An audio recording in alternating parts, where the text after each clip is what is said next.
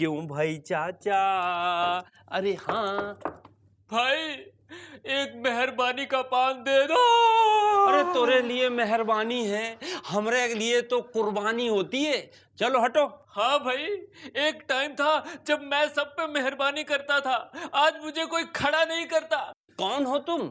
सेठ धनीराम। क्षमा करना सेठ जी, हम आपको पहचाने नहीं, पर ये क्या हाल बना रखा है? सब बुरी आदत के चलते।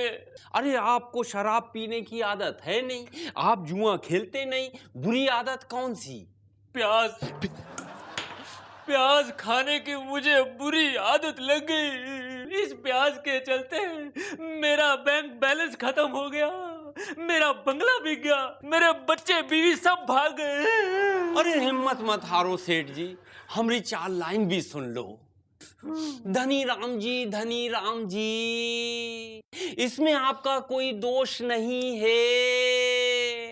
सत्ता पे जो लोग बैठे हैं उन्हें ही होश नहीं है।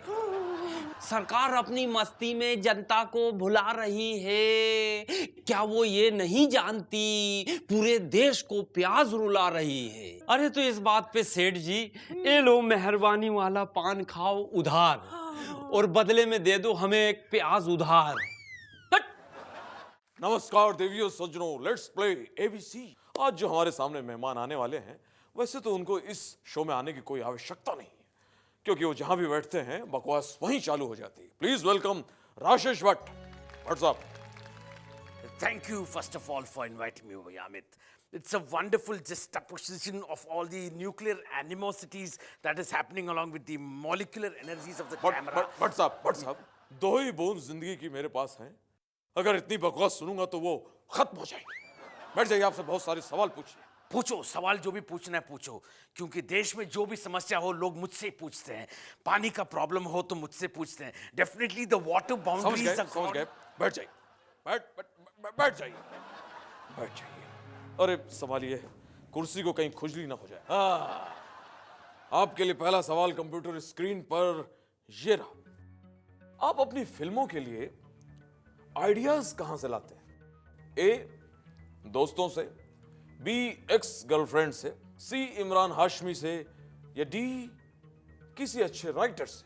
Actually the answer, Amit, is E, DVD library से।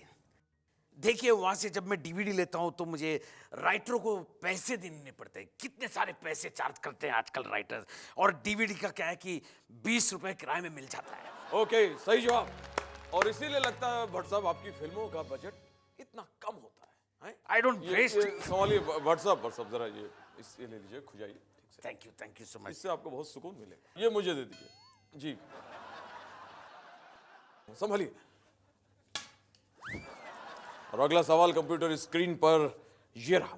हिंदुस्तान में कोई भी घटना घटित होती है, सारे मीडिया वाले ओपिनियन लेने आपके पास ही क्यों आते हैं? आपके ऑप्शंस हैं। ए, आप बहुत दिमागदार हैं। बी, आपके बोल वचन सॉलिड हैं।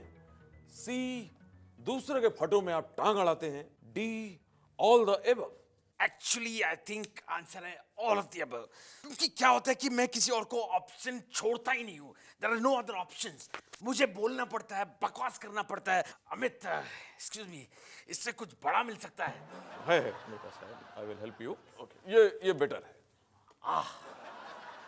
This will do fine, thank you. गुरुर्मिथुंदा गुरुर्बप्पीदा गुरुर्देवो श्री पंचमदा। तो बोलो बालिके, what's the problem with you? बाबा, मैं एक एक्ट्रेस हूँ और फिल्म इंडस्ट्री में स्ट्रगल कर रही हूँ। मैं हर दूसरे दिन किसी न किसी डायरेक्टर के पास ऑडिशंस के लिए जाती हूँ, लेकिन हर डायरेक्टर मुझे गलत नज़र से देखता है। बाबा, आप प्लीज मुझे बताइए, मेरे साथ ऐसा क्यों हो रहा है? क्यों? बालिके, तुम्हारी कुंडली में महाप्रभु अमन वर्मा का महाभयंकर कास्टिंग काउच योग है। इंडस्ट्री के नॉटी बॉय शक्ति कपूर भी इस कास्टिंग काउच योग के उपासक थे, इसीलिए इस योग को शक्ति की दुर्दशा योग भी कहा जाता है। तो अब मैं क्या करूं बाबा? सबसे पहले तुम अपने घर के 4 कदम की दूरी पर एक मधुर भंडारकर की प्रतिमा जमीन में गाड़ दो। ऐसा करने से बालिके कास्टिंग काउच योग हमेशा तुमसे 4 कदम दूर ही रहेगा। और इसके साथ साथ बालिके अपने घर में सुबह शाम आर्ट और टैलेंट के उपासक प्रभु श्री श्याम बेनेगल की चालीसा का पाठ करें। ये सब करने से बालिके कास्टिंग काउच योग ब्रेक होगा और उसी के साथ साथ तुम्हें फिल्म इंडस्ट्री में एक बहुत बड़ा ब्रेक मिलेगा। तो बोलो, कास्टिंग काउच भांडा फोड़नी माता श्री प्रीति जैन की जय। राजू भाई, ये बेटिंग ने कितने लोगों का भविष्य संवारा है? जिसने मौका देख के चौका मारा है।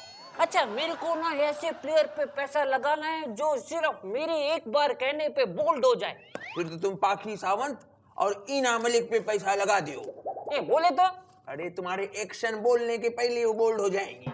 ए राजू भाई, वो तो किसी भी अंपायर की सुनती ही नहीं है। और वैसे भी अगर दोनों में झगड़ा हो गया ना तो मैं तो बर्बाद हो जाऊंगा ना। अच्छा, ये मैं मुरलीधरन पे पैसा लगाऊं तो कैसा रहेगा? अरे पंजा ऐसा मत करो। तुमको मालूम है इंडिया स्पिनर लोग को अच्छा खेलता है और अगला मैच भारत और श्रीलंका का है। मुरलीधरन बाल फेंकेगा, अपना बैट्समैन आगे बढ़ के दौड़ दौड़ के मारेगा।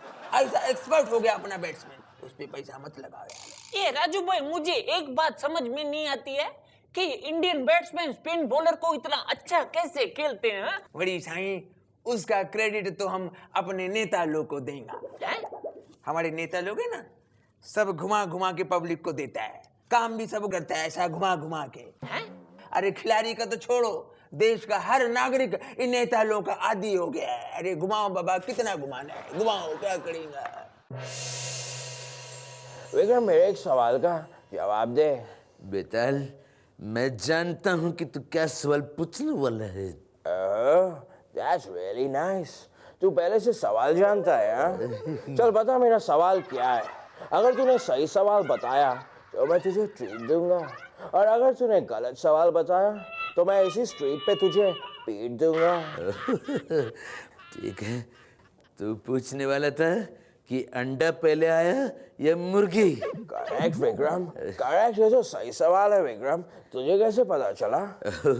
क्योंकि तू मंकी पांडे का फैन है, इसलिए ऐसे बेहुदा सवाल पूछता रहता है। लेकिन मैं चुलबुल पांडे का फैन हूँ, इसलिए मैं बहुत स्मार्ट हूँ। ये सब ठीक है विक्रम, अब तू जवाब तो दे। सवाल तो तूने पूछ लिया है, जवाब तो दे। पहले अंडा आया। वो कैसे? क्योंकि अंडा ए से शुरू होता है और मुर्गी एम से, तो हो गया ना, ए पर अंडा पहले आया। विक्रम, तूने अंडा बताया, इस बात पे तू खा डंडा। ये अब मैं चला। बेताल, बाय द वे तुझे बताऊं, डंडा भी मुर्गी से पहले आया था, बिकॉज डंडा डी से शुरू होता है। I am intelligent